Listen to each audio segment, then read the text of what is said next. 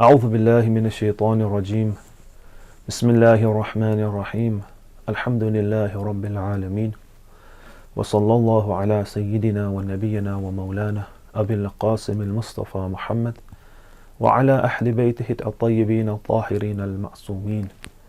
السلام عليك يا أبا عبد الله. السلام عليكم ورحمة الله وبركاته. One of the things that many of us may have come across when listening to the majalis or the speeches, sermons that are delivered in the blessed month of Muharram, or we may have read in books, is that the event and the occurrence of Karbala, the event of Karbala, the sacrifice of Imam al-Hussein alayhi salam on the plains of Karbala, is like a university. It is a place where so many lessons, life lessons, can be learnt, not only from the Imam alayhi salam. Yes, the Imam alayhi salam is the prime example, is the absolute example. But obviously the example of the Imam alayhi salam is for a very high caliber of individual as well. And it is up to us to try and reach that individual. Obviously the Imam being the Insanul Kamil, the perfect human being, and obviously the mystical discussions that go with that regard, which obviously it is not the place to do that right now. No, I'm the person who is able to do it. And then we see that there are very many lessons that we can take, rather we should take from those who surrounded Imam al-Hussein alayhi salam, both in terms of those who refused the Imam alayhi salam. Of course, we must remember that the mission of Imam al-Hussein alayhi salam began in Rajab of the year 60 AH. So from that particular time till the Muharram, we see that there's a long period of time, that in that period when the Imam alayhi salam was in Medina, when Imam alayhi salam went to Mecca, when Imam alayhi salam then decided to leave Mecca on the 8th of Dhul Hijjah, which is an important date for us to remember, that all of these are lessons. And also we are to remember that those individuals who were in Kufa, there were some who wrote letters to the Imam alayhi salam. Some were true in their word. Some unfortunately could not join for circumstances. Others did not join out of choice.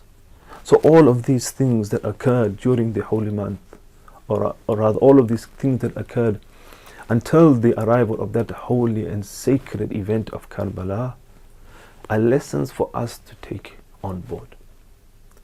And it is up to us to look at the lives, especially of the companions of Imam al-Hussein alayhi salam.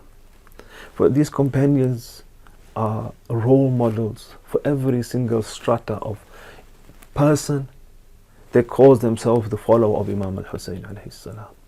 From a youngster, from a youth, to a teen, to a sister, to a mother, to a father, to a brother, to a nephew, to a niece, to an old companion, to a young companion, to a person who, for example, was not Arab. And this is something we also learn from the message of Imam al-Hussein alayhi salam. And one of the things we would like to mention, especially in this present circumstances that we are in, that the concept of racism, the concept of race, truth is an objective reality out there. Truth knows no color. Truth knows no race.